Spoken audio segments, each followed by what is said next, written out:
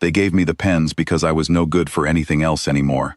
14 years running supply convoys across the frontier, and one bad landing at Corin's Drift had left me with a leg that locked up in cold weather and a service record with a red flag on it. Kessa Vale Way Station didn't need a convoy man.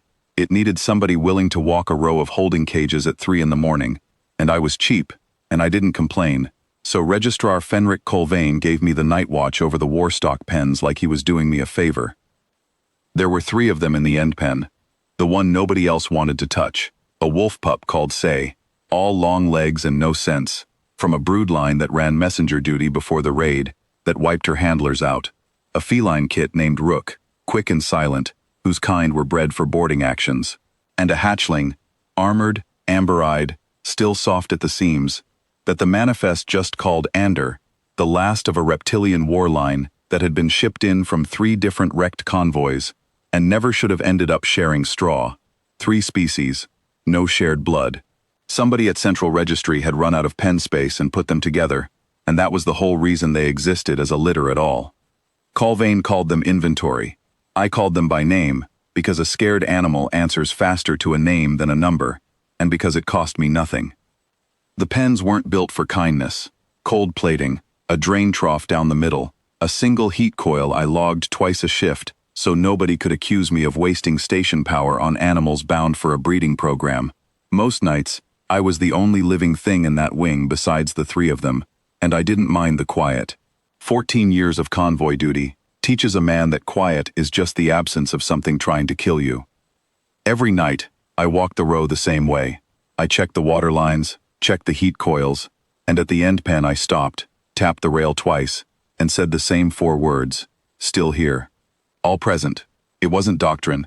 It was just a habit I'd carried over from convoy duty, when you called your crew's names at the start of every watch, so nobody got left behind in the dark. I did it for the pups the same as I'd done it for men. By the 3rd week, they were waiting for it. I'd hear Saya's claws on the plating before I even turned the corner, and by the time I reached the rail, all 3 of them were sitting in a row, Ander in the middle, because he was slowest, watching the door like soldiers holding formation. Colvane caught me at it once, on his way to a late briefing, and laughed loud enough that it echoed down the corridor. "You've turned a Warstock inventory into a bedtime story, Thale," he said. "Central Registry is not going to care that you've got them counting themselves." I didn't argue.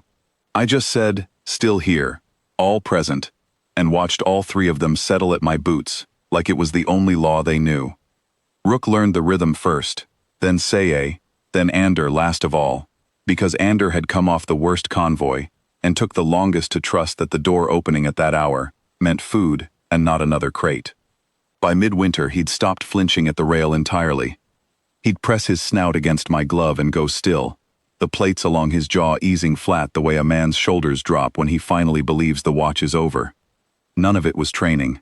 I never asked them to sit, never rewarded the formation with anything but the same 4 words I'd have said to an empty corridor. They built the ritual themselves, out of a tired man's habit repeated enough times that it started to look, from the outside, like something sacred. The trouble started when Colvane moved the transfer date up. He wanted the litter crated and gone before the Central Registry inspectors arrived, so the numbers on his ledger would read clean. No incident reports, no delays. A registrar who ran his post efficiently. He brought in a handling crew from the breeding program at Vantor Reach, men who'd never walked my row, never said 4 words to any of the 3, and told them to load the pens by morning. It went bad inside a minute. Rook wouldn't come out of the corner. Say bit clean through a handler's glove. Ander folded himself into a ball of plate and refused to unfold, and when they tried to drag him by the tail, the whole pen went up in a noise I'd never heard out of any of them. Not fear, something closer to fury. 3 different species screaming in 3 different registers at once. The sound climbing the corridor walls until it rattled the loose plating overhead. Colvane stood at the gate with his inspector's arrival horn already sounding from the landing pad, his ledger tablet still open in his hand, watching a decade of clean transfer numbers fall apart in front of a dozen people who mattered to his career. I didn't run. I walked, same pace I always used, and tapped the rail twice. "Still here," I said. "All present." The noise didn't stop all at once. It dropped, piece by piece, like a fire losing wind. Rook first, then Saye. Then Ander last, uncurling until his amber eyes found me over the shoulders of 3 handlers, who didn't understand why the animals had gone quiet, just because an old man with a bad leg said 4 words. They filed in behind me and sat, the way they always sat, and I stood there in front of a dozen crates and a registrar whose face had gone the color of wet ash. That would have been the end of it, a small private embarrassment for Culvane, easily buried before the inspectors reached the gate. It wasn't the end of it, because something else had been listening to my 4 words for 3 weeks besides the litter. She came through the outer fence like it was paper. Full-grown, armored, amber-eyed, the same as Ander, easily 4 times his size, and built for exactly the kind of violence her manifest sheet claimed she'd already done to a transport crew 2 way stations over, before she went dark. Ander's birth line. She'd been tracking the convoy routes for weeks, moving at night, staying off the surveyed roads, and station comms carry farther at 3 in the morning than anyone in the registry ever accounted for when they wrote the frequency safety margins. Far enough that a mother 200 miles out, alone and hunted and half-starved, could still catch the same 4 words, night after night, riding a maintenance channel out of the pen holding her son. The ground shook under her stride. Somewhere behind me, I heard a handler's sidearm clear its holster, and I put my hand up without turning around, because a startled man with a weapon was the one thing that could still make this end in blood. The inspectors froze on the landing ramp. Culvane's hand went for a sidearm he didn't have the nerve to actually draw. The handling crew backed into the crates they'd meant to fill. I was the only one standing close enough to matter, and I did not have a weapon, and I did not have a plan, so I did the only thing that had ever worked. I tapped the rail twice.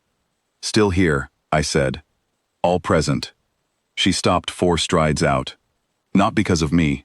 I want to be honest about that, even now, but because Ander pressed himself against the rail toward her, unafraid, and she needed a beat to understand that the thing keeping her son calm in a cage was the same small ritual she'd been following across 200 miles of open frontier. Her head came down. Not a strike. A lowering, slow, until her eyes were level with mine, amber meeting whatever color mine had gone by then, and she made a sound I felt in my chest more than heard, and knelt in the dirt of that yard in front of a dozen Central Registry inspectors, who had come to watch an efficient transfer, and instead watched an apex predator bow to a night watchman's habit. Culvane never recovered his voice in front of those inspectors. He tried, once, to explain that the animal's conduct was an aberration, a fluke of proximity, nothing that reflected on how the pens were run, and the lead inspector, a woman named Nath Silwar, who'd seen more war-stock incident reports than Culvane had years of service, looked at him the way you look at a man still selling a story everyone in the room has already watched fall apart.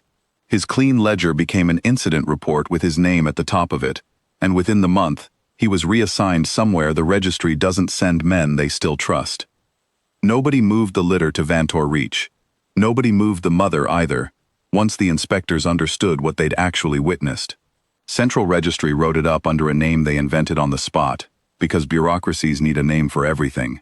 They called it the steady count, made it sound like doctrine, like something intentional, something a training manual could teach the next handler. It wasn't.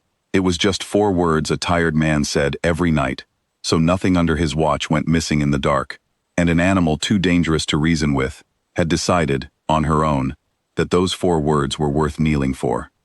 I still walk the row.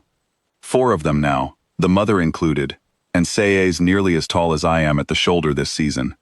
I tap the rail twice, same as always. "Still here," I say. "All present." And every night, all 4 of them answer.